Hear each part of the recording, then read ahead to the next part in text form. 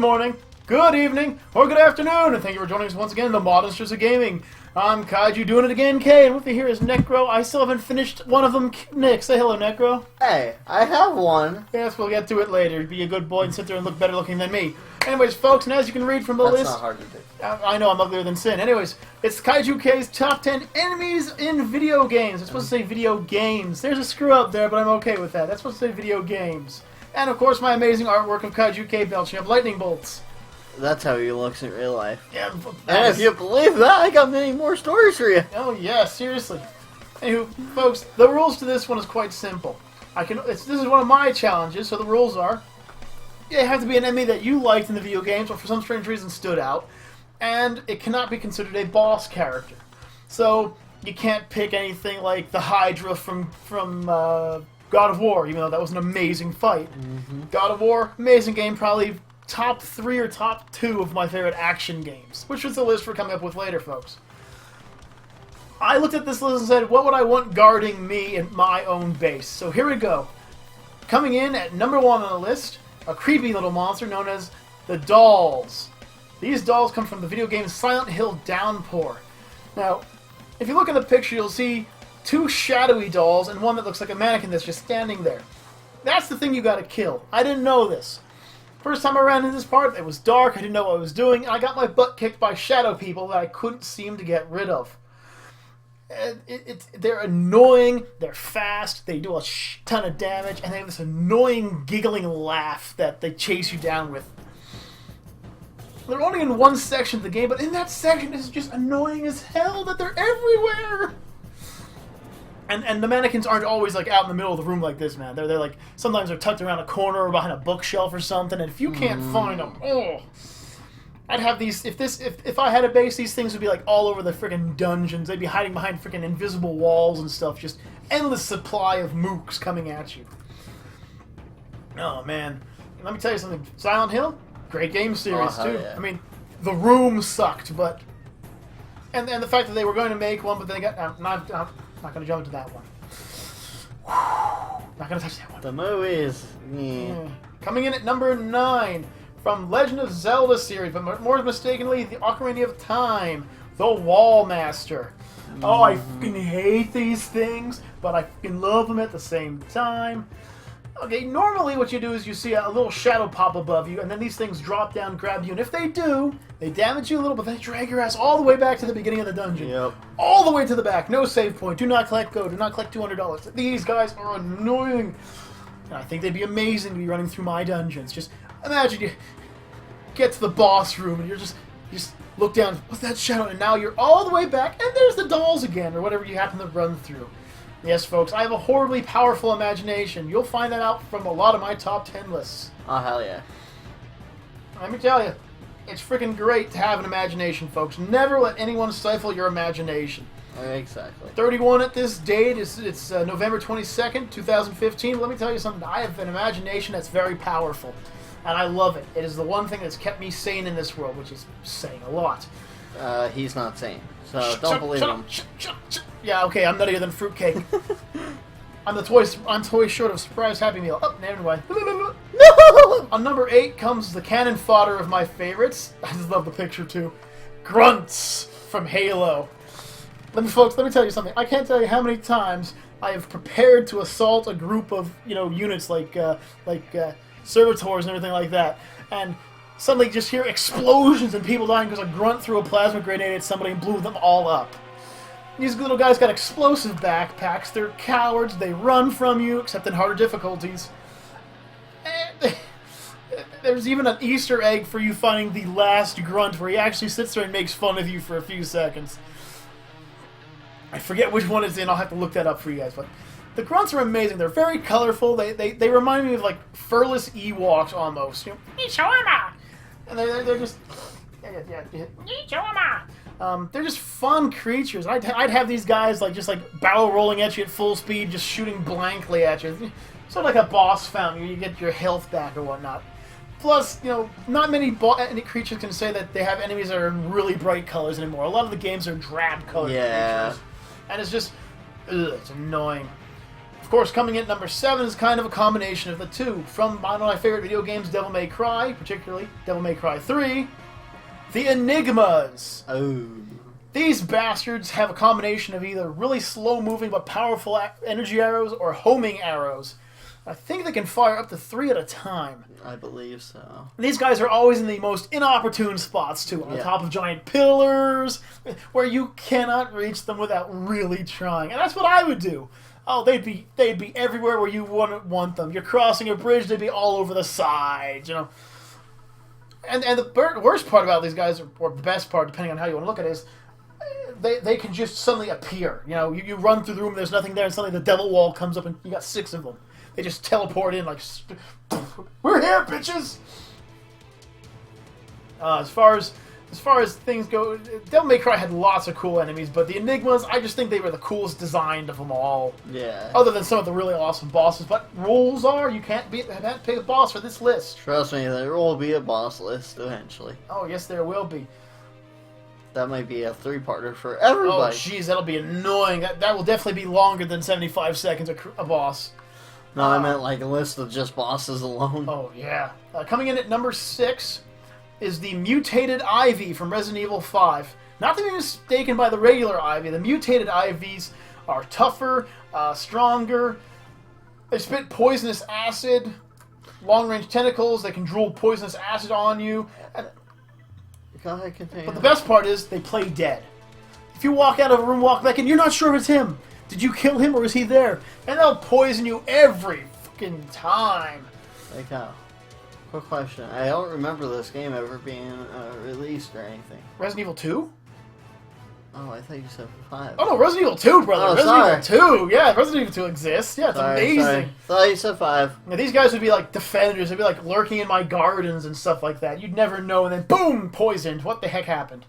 Sorry, I thought you said 5 first. No, Resident Evil 2, brother. Resident Evil 2. There was only 4. My second favorite Resident Evil game, right behind, and a lot of people don't like it, but Code Veronica.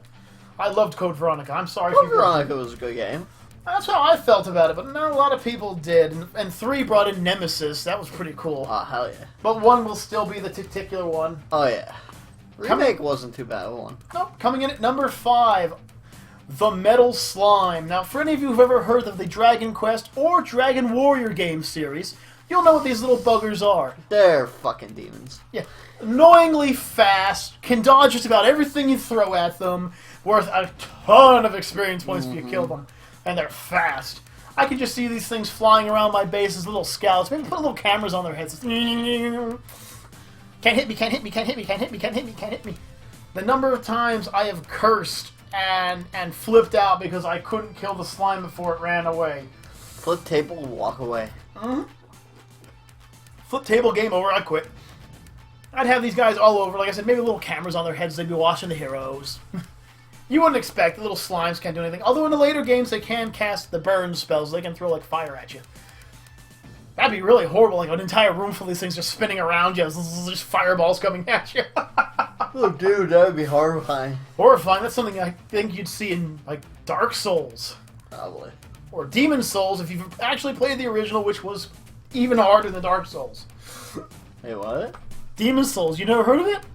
It was the first... Oh, I got a game we're going to be playing! Coming in at number 4, speaking of which, the Royal Sentinels from Dark Souls. These guys were one of my favorite designed enemies in the entire game. Never ran into one yet. They're gigantic. They're massive. Huge shields, powerful spears, and they can cast... I believe it's called Wrath of Gods, which is an AoE spell around them that'll knock your butt back, and they can heal themselves. And if you fight 2 of them, which there's one room where you will, they'll heal each other. Damn. Yeah, they're big, they're bad. I'd have these things guarding like the most important doors. Expect these guys to be like my mini bosses. You'd have to be careful. You'd run into them and be like, oh crap, here comes another freaking mini boss. Oh, I know why I stopped playing that game. Why? Because one day I decided to attack the guy that you first run into after doing the first little mini area. Yeah. And I kept respawning and dying and respawning and dying. I thought I could take him. Rule number 1 to playing Dark Souls: you're gonna die. Rule number 2: You're gonna die again. Rule number 3: repeat rules 1 and 2. Rule number 4: flip table, game over, or beat it. Get over yourself. There you have it, folks, from a Dark Souls expert. Oh, not an expert. I hate that game. I love it anyways. Coming in at number 3. Ba-bombs! Not just any ba-bombs. These are called Glad ba-bombs, and they come from Super Princess Peach. Ooh, One of the few. It's a really fun game from F.E.A.R. Yes, I'm still calling them that. These guys are like regular ba-bombs, except with a few options. First of all, they're in different colors. I see that. They sing and they bounce around, and they're happy. They're skipping along and bouncing, and if they hit you, they will damage you, but they explode into confetti. Oh. Not like a fireball explosion, just confetti, but it damages you. And I'd have these guys like skipping around the base and just singing songs. You know, they're cannon fodder. They're gonna run at you, they're going to explode, they're gonna damage you, and they come make your castle look great. Yeah, I think they come in more than just these 3 colors, but this was the best picture I could find. And I even had to blow it up so you could actually see it, because it was like really tiny. Yeah. Probably about the size of that ba-bomb's foot in size earlier. Which one, the big or small foot? The big foot.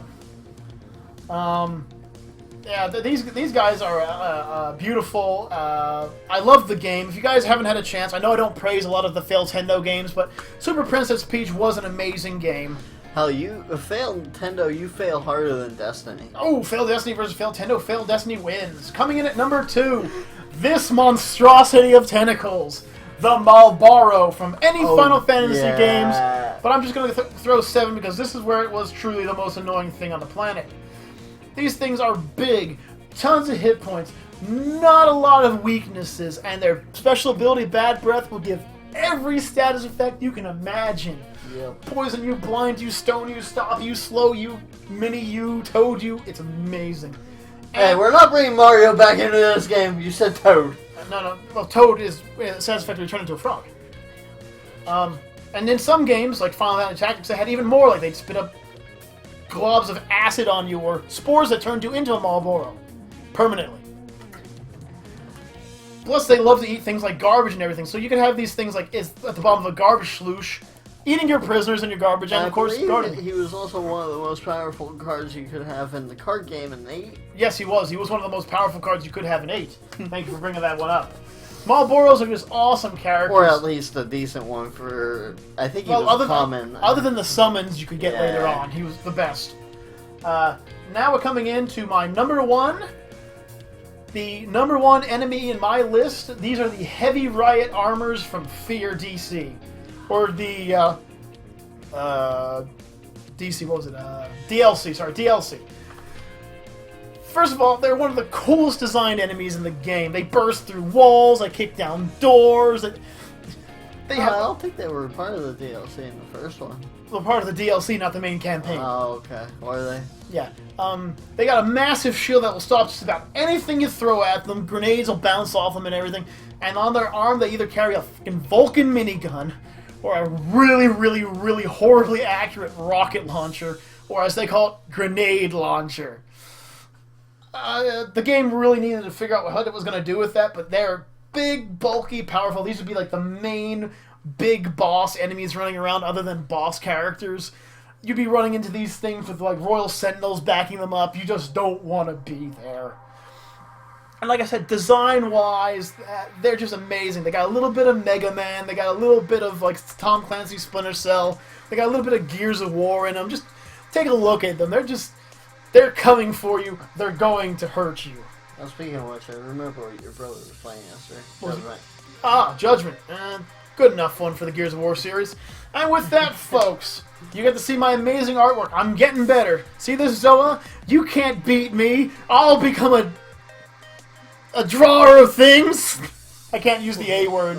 We call those artists. No! Oh, it burns! Don't call me that. That's because you never will be one. Exactly. So, anyways, folks, with that, give me your pluses. Do you find any of these enemies really annoying, or that you like them? Give us your own if you want. Put it down in the comments. At least the top one of yours. Yeah. And until next time, folks, I'm KaijuK. I'm Nick. And we'll talk to you guys later, everyone. Peace out, everyone. Peace! Or to your mother. Or your dad. Or your grandmother. Aunt, uncle. How about your sister? Peace.